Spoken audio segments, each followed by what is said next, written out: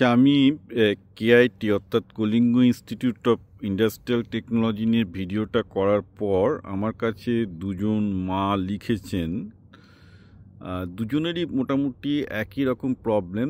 তারা দেখছেন যে কেআইটি থেকে তাদের ছেলে প্লেসমেন্ট হবে না। তো একজন আমাকে জিজ্ঞাসা করছেন, তাহলে এরপরে কি জার্মানিতে গিয়ে ছেলেকে পড়ানো ঠিক হবে? আর একজন লিখেছেন যে তার মানে কেআইটিতে প্রথম দুটো ইনস্টলমেন্টের টাকা দিয়েছেন, তারপর তার হাজব্যান্ড হঠাৎ করে মারা যায়, তারপর এখন তিনি সমস্যায় বুঝতে পারছেন না তিনি কি করবেন।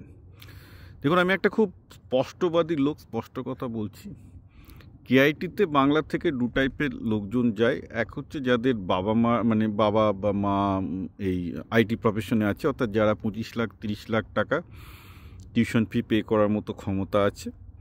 আরেকটা হচ্ছে সরকারি কর্মচারীর ছেলে মেয়ে, এবং যাদের সরকারের সোজা কথা হচ্ছে বাঁ হাতে ইনকাম আছে। এখন এই দুটো ক্ষেত্রেই এত হাই এক্সপেন্সিভ এডুকেশন নিয়ে পড়ার একটা মেজর সমস্যা হচ্ছে এই যে ক্ষেত্রে যার ইনকামের ওপর বেস করে আপনি ছেলে বা মেয়েকে ভর্তি করছেন, কালকে যদি তার মানে মৃত্যু হয় বা কিছু হয়, তাহলে আপনি বিপদে পড়ে যাবেন, যেটা এই ক্ষেত্রে হয়েছে। আচ্ছা, আরও একটা ব্যাপার যেটা হচ্ছে সেটা হচ্ছে যে আরেকজন লিখেছেন যে নিটের আপনি যে কেআইটির সমালোচনা করছেন, calling institute of industrial technology, তার এনআইআরএফ র্যাঙ্কিং তো অনেক ভালো, অনেক আইআইটির থেকেও ভালো। আমি এটাই বলবো যে ভারতের এনআইআরএফ র্যাঙ্কিং, যেটা ন্যাশনাল র্যাঙ্কিং তৈরি করেছে, সেটি একটি ঢপের জিনিস, স্ক্যাম। ভারতের যারা সেরা বিজ্ঞানী তারা এটাকে স্ক্যাম বলছেন, কারণ এই র্যাঙ্কিংয়ের একটা হচ্ছে যে কি কত গবেষণাপত্র পাবলিশ করেছে, এবং গবেষণাপত্রের কোয়ালিটি এখানে ম্যাটার করে না, নাম্বারটা ম্যাটার করে। এটা একটু গার্বেজ, অর্থাৎ আপনি গার্বেজ জার্নালে পাবলিশ করতে থাকুন একের পর একাধিক।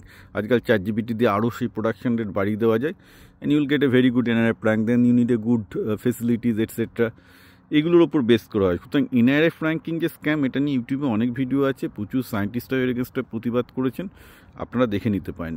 এনআরএফ র্যাঙ্কিংয়ের ওপর বেস করে কোনো সিদ্ধান্ত নেবেন না। আমি আর একটা জিনিস বলি যে আমি যে কটা ছেলেকে প্রাইভেট ইঞ্জিনিয়ারিং কলেজ থেকে পড়ে জীবনে মানে প্রচুর বড় হতে দেখলাম, ভালো ব্যাঙ্গালোর পুনেতে দেখলাম, তারা কেউই কোনো নামি প্রাইভেট ইঞ্জিনিয়ারিং কলেজে পড়েনি।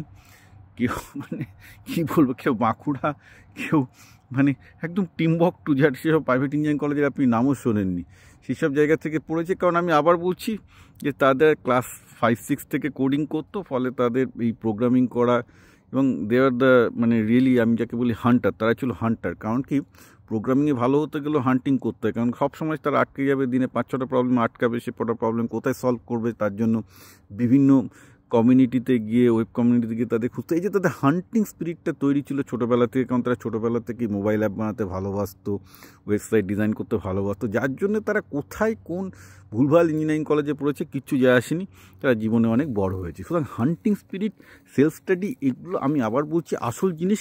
এনআরএফ র্যাঙ্কিং, কোন নামি ইঞ্জিনিয়ারিং কলেজ, এগুলো অত্যন্ত ভুলভাল। আর যিনি জার্মানিতে যেতে চাইছেন, আমি বলবো ওটা না করে গেট দিয়ে ভারতে থাকতে, কারণ আইআইটিগুলোর রেপুটেশন জার্মানির যে কোনো ইনস্টিটিউটের থেকে এমন কিছু কম নয়।